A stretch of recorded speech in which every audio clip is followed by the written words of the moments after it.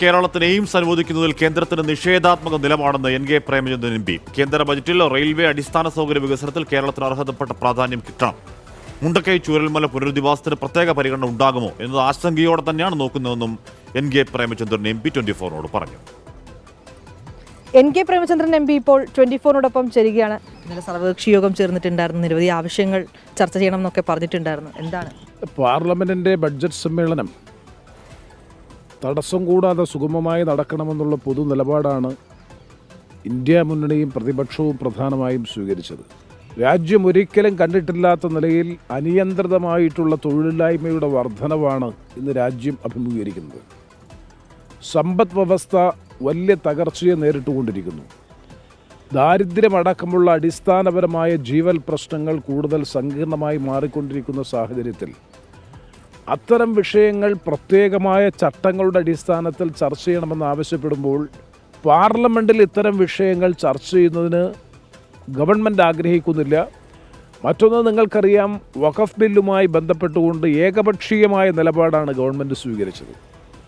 സംയുക്ത പാർലമെൻ്ററി സമിതിയിൽ നൂറുകണക്കിന് ഭേദഗതികൾ പ്രതിപക്ഷാംഗങ്ങൾ അവതരിപ്പിച്ചെങ്കിൽ പോലും ഒരു ഭേദഗതി പോലും ഉൾക്കൊള്ളാൻ ഗവൺമെൻറ്റിനെ പ്രതിനിധീകരിക്കുന്ന പാർലമെൻറ്റ് അംഗങ്ങൾ തയ്യാറായില്ല. എന്നാൽ ഗവൺമെൻറ്റിൻ്റെ ഭാഗത്ത് നിന്ന് ട്രഷറി ബെഞ്ചസിനെ പിന്തുണയ്ക്കുന്ന അംഗങ്ങൾ മുന്നോട്ട് വെച്ച മുഴുവൻ ഭേദഗതികളും അംഗീകരിക്കുകയും ചെയ്തു. അതിൽ അധ്യക്ഷൻ ജഗദാംബിക പാൽ നൽകിയിരിക്കുന്ന ഒരു വിശദീകരണം എന്ന് പറയുന്നത് എല്ലാ നടപടിക്രമങ്ങളും പാലിച്ചുകൊണ്ടാണ് ആ ബില്ലിന് അംഗീകാരം നൽകിയിരിക്കുന്നത് എന്നുള്ളതാണ്. ഈ ഭേദഗതികൾ പ്രതിപക്ഷം മുന്നോട്ട് വെച്ചിരുന്നുവെങ്കിലും അതൊക്കെ വോട്ടെടുപ്പിൽ തള്ളിപ്പോയി എന്നൊക്കെയാണ് അദ്ദേഹം അവകാശപ്പെടുന്നത്.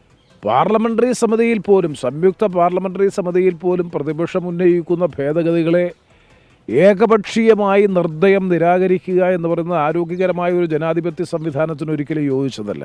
വിയോജിപ്പിൻ്റെ സ്വരത്തെയും വിയോജിപ്പിൻ്റെ രാഷ്ട്രീയത്തെയും ഉൾക്കൊള്ളാൻ BJP തയ്യാറാവുന്നില്ല എന്നുള്ളതിൻ്റെ വ്യക്തമായ സൂചനയാണ്. കേരളത്തെ സംബന്ധിച്ചിടത്തോളം വലിയൊരു പ്രതീക്ഷയുണ്ട്. ഇപ്പോൾ വയനാടാണെങ്കിലും എയിംസ് ആണെങ്കിലും ഇത്തവണത്തെ ബജറ്റിൽ പരിഗണിക്കപ്പെടുമോ എന്നുള്ള ഒരു ചോദ്യമുണ്ട്. അതോടൊപ്പം തന്നെ ഒരു പ്രതീക്ഷയും ഉണ്ട്. എല്ലാവരും കേരളം മൊത്തത്തിൽ ഉറ്റുനോക്കുന്ന ഒരു ബഡ്ജറ്റ് ആകുമോ?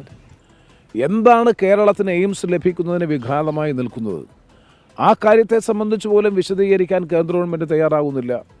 കേന്ദ്ര ഗവൺമെൻറ് ആവശ്യപ്പെട്ടതനുസരിച്ചുള്ള സ്ഥലം നിശ്ചയിച്ച് കൃത്യമായി കേന്ദ്ര ഗവൺമെൻറ്റിന് മുമ്പാകെ സമർപ്പിച്ചു. ആ കാര്യങ്ങളിൽ വളരെ നിഷേധാത്മകമായിട്ടുള്ള നിലപാടാണ് എയിംസിൻ്റെ കാര്യത്തിൽ കേരളത്തോട് കാണിക്കുന്നത്. പിന്നെ റെയിൽവേ അടക്കമുള്ള കാര്യങ്ങളിൽ, അതുപോലെ അടിസ്ഥാന സൗകര്യ വികസനത്തിൻ്റെ കാര്യത്തിലൊക്കെ കേരളത്തിന് അർഹതപ്പെട്ട പ്രാതിനിധ്യം ലഭിക്കണമെന്ന് തന്നെയാണ് ആവശ്യം.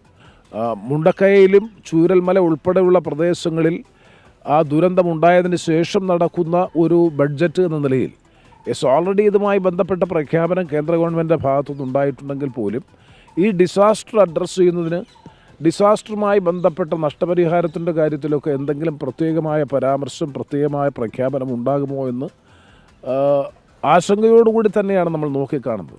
സംസ്ഥാനങ്ങൾക്ക് അർഹതപ്പെട്ട വിഹിതത്തിൻ്റെ കാര്യത്തിൽ വരുന്ന ഗണ്യമായ കുറവ് സംസ്ഥാനം ഉയർത്തിപ്പിടിക്കുന്ന പ്രധാനപ്പെട്ട പ്രശ്നമാണ്. ഡൽഹിയിൽ നിന്ന് ക്യാമറാമാൻ ജോഗേഷ് സിംഗിനൊപ്പം വിനീത VG 24.